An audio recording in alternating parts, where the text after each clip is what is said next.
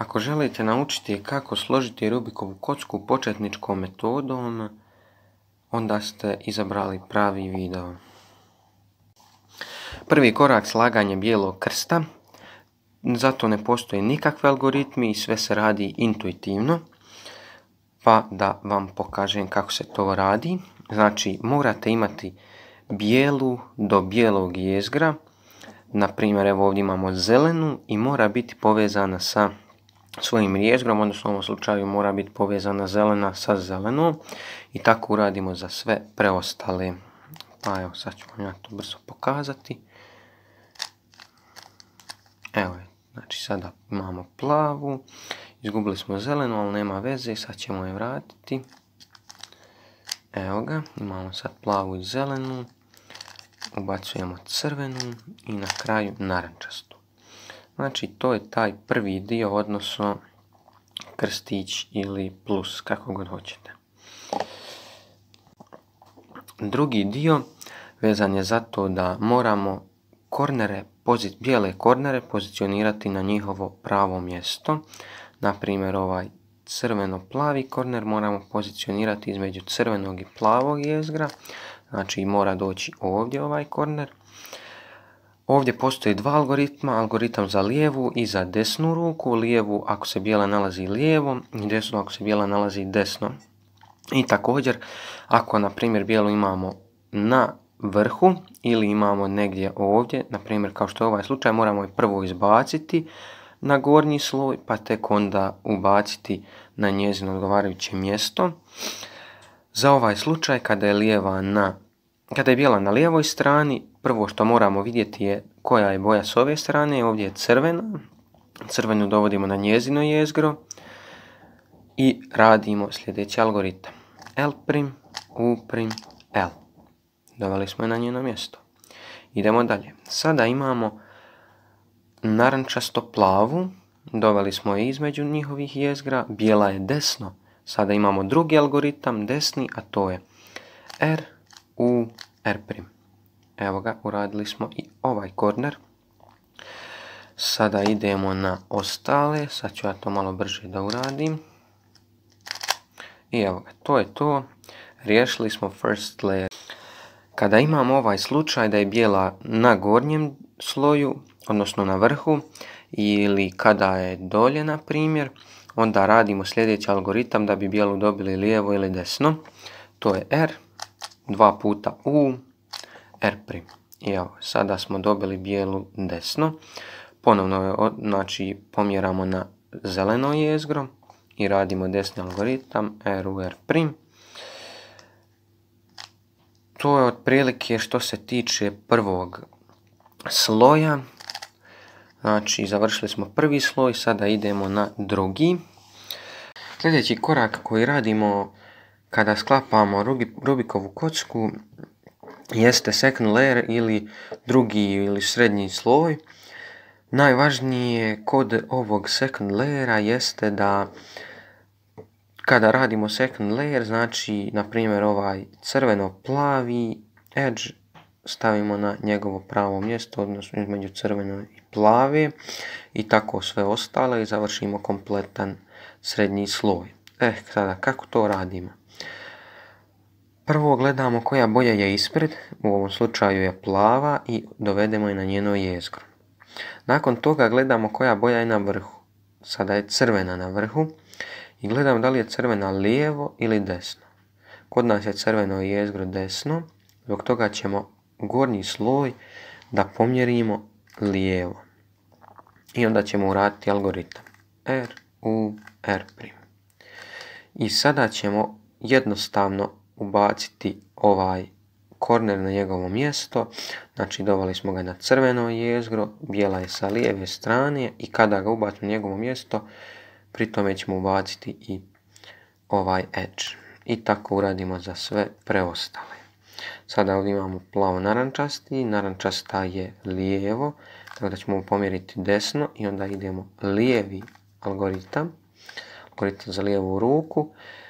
Izbacili smo korner, doveli ga na njegovo jezgro, bijela je s desne strane, ubacimo i riješili smo i ovaj edge. I sada ću ja riješiti i preostale preostala 2. Znači,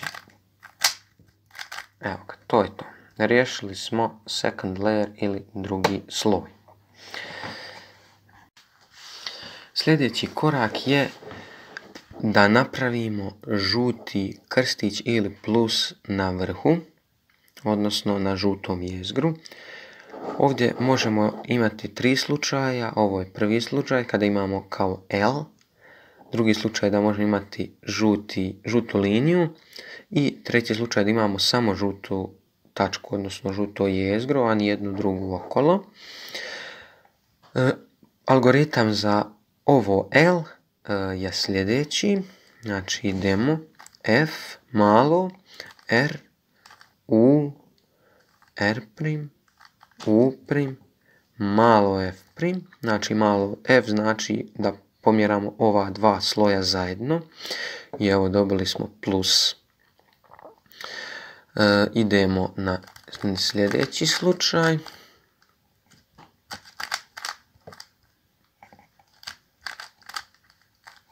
Sljedeći slučaj, kada imamo žutu liniju, tada radimo gotovo isti algoritam, samo umjesto malo f radimo veliko f, to je pomjeramo samo ovaj prvi sloj, ne ostale, znači to izgleda ovako, f, r, u, r prim, u prim, f prim i dobili smo žuti plus. Sljedeći slučaj jeste tačka. Kada imamo tačku kombinujemo dva algoritma koja sam već pokazao. Prvi ide znači f, r, u, r prim, u prim, f prim. Tada dobijamo malo l. Znači vrlo je važno da ovo l držimo u donjem desnom ćošku, ne ovako niti ovako, već u donjem desnom ćošku. I onda uradimo algoritam za l, to je malo f, r, u, r prim, u prim i malo f prim. I dobili smo opet krstić. Sljedeći korak jeste da žuti edge, svaki žuti edge namjestimo na njegovo mjesto. Na primjer, ova dva su na svom mjestu, ova dva nisu. Ovdje postoje dva slučaja. Prvi je da imamo ovako dva riješena i ovdje pozadi dva koja nisu riješena. A drugi slučaj je da imamo dva nasuprot koja su riješena i dva koja nisu riješena.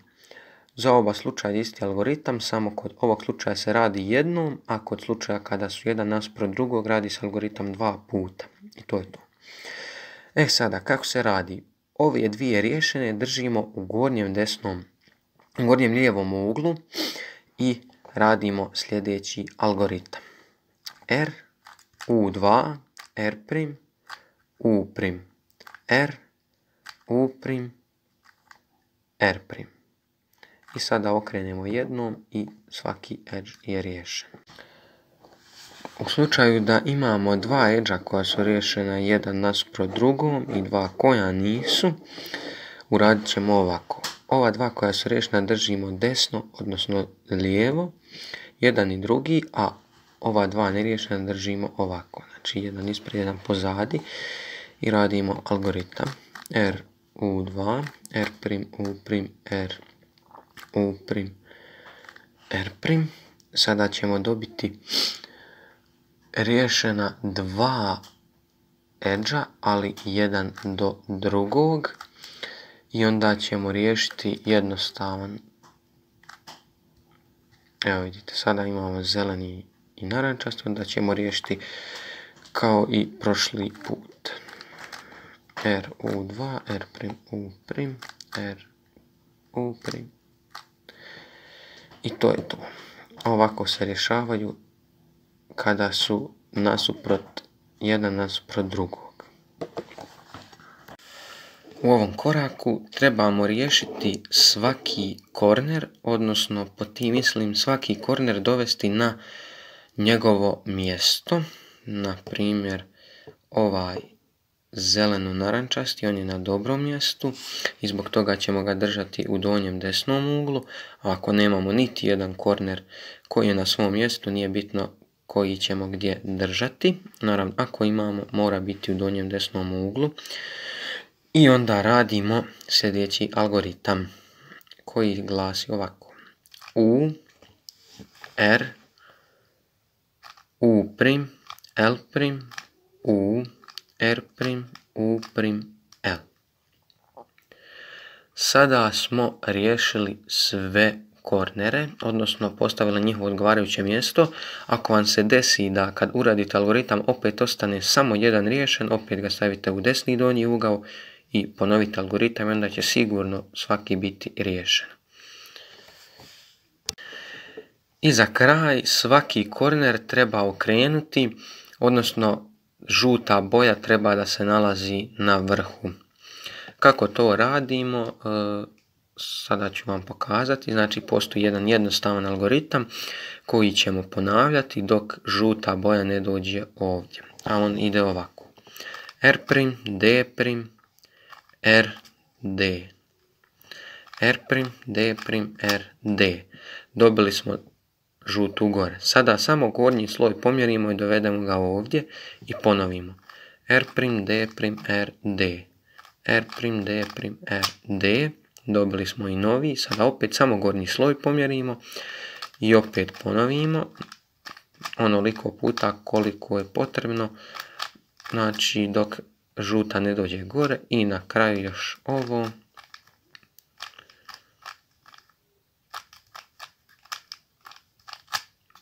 I to je to. Završili smo našu kocku.